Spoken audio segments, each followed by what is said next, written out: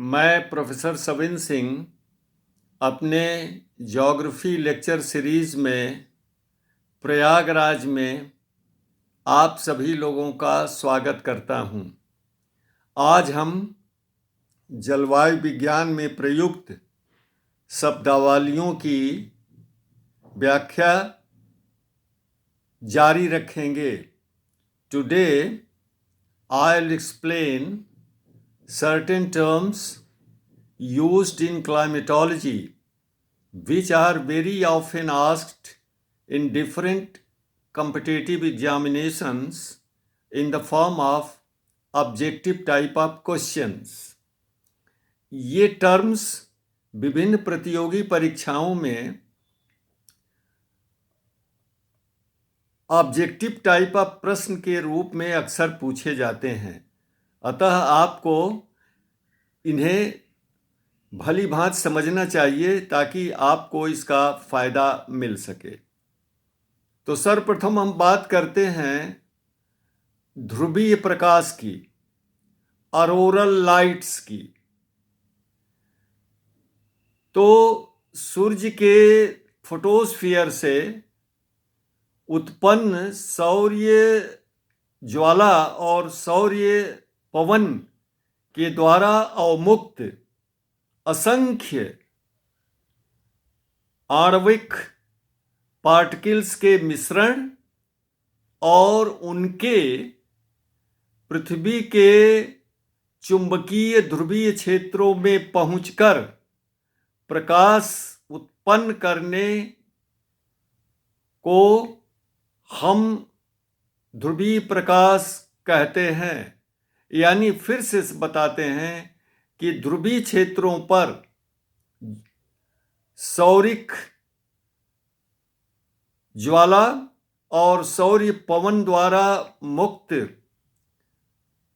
असंख्य आणविक कणों के आपस में मिश्रण के कारण उत्पन्न प्रकाश को हम अरोरा प्रकाश कहते हैं।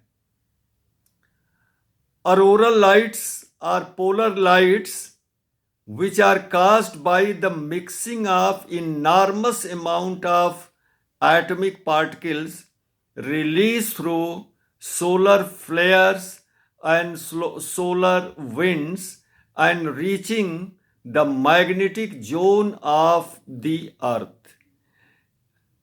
Basically, the literal meaning of aurora is dawn.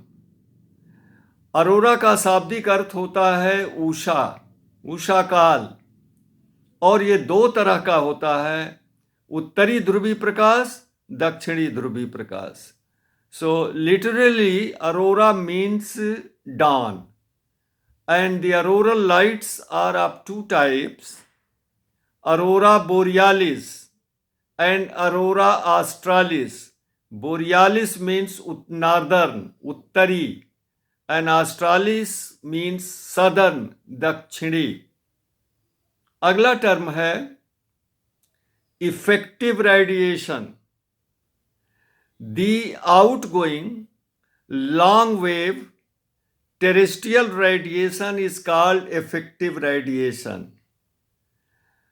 पृथ्वी से बहिर्गामी दीर्घ तरंग विकिरण को प्रभावी विकिरण कहते हैं। नेक्स्ट, द रेडिएशन विंडो, विकिरण खिड़की क्या है? So mountains are called radiation windows because both incoming solar radiation and outgoing terrestrial radiation increase with the height.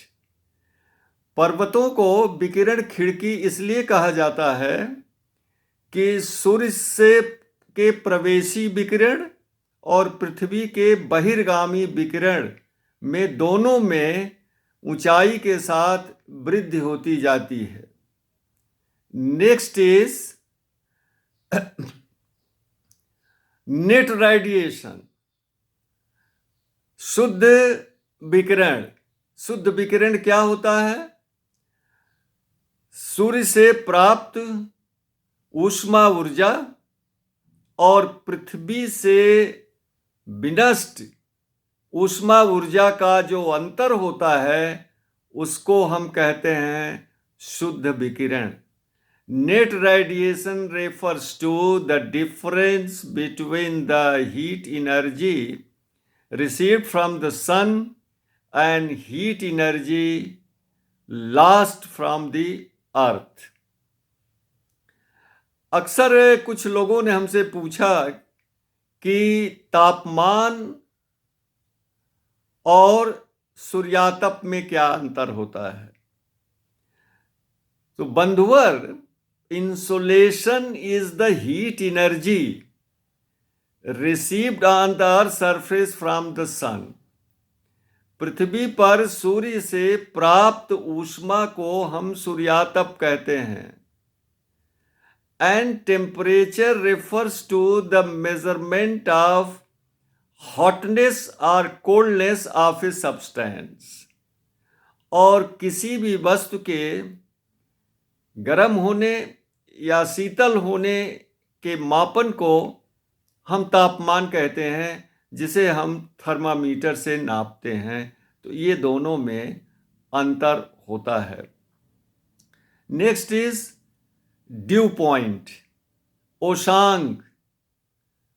ओशांक क्या होता है? जिस तापमान पर हवा संपृक्त हो जाती है, अर्थात उसके नमी धारण करने की क्षमता और उसकी निरपेक्ष उसमें मौजूद आर्द्रता बराबर हो जाते हैं, अर्थात सापेक्षिक आर्द्रता 100% हो जाती है, तो संघनन प्रारंभ हो जाता है। तो जिस तापमान पर संघनन प्रारंभ होता है उसको ओशांक कहते हैं। Dew point refers to the temperature at which the air gets saturated, relative humidity becomes 100% and condensation starts। Next, what is frost point? तुषार बिंदु क्या होता है? तो जिस तापमान पर संघनन फ्रीजिंग पॉइंट के नीचे होता है उसे तुषार बिंदु कहते हैं, और जिस तापमान पर हिमांक के ऊपर संघनन होता है उसको ओशांक कहते हैं। So the freezing point refers to that temperature at which the condensation begins below freezing point। Next is freezing rain, जमती हुई वर्षा। So sometimes the drizzle or light rains released from cumulus clouds are frozen in the transit before reaching the ground surface. कभी कभी होता है कि cumulus बादलों से होने वाली फुहार और झीसी धरातल पर पहुंचने से पहले ही रास्ते में जम जाती है, उसे हम फ्रीजिंग रेन कहते हैं। Now next is virga. What is virga? Sometimes some of the drizzles or light rains are evaporated before reaching the ground surface, and that is called वर्गा या विरगा। कभी कभी कुछ बौछार या हल्की बारिश धरातल पर पहुंचने से पहले ही वो वाष्पीकृत हो जाती है, उसे हम वर्गा या विरगा कहते हैं। और इस तरह से और भी टर्म्स हैं, जैसे ये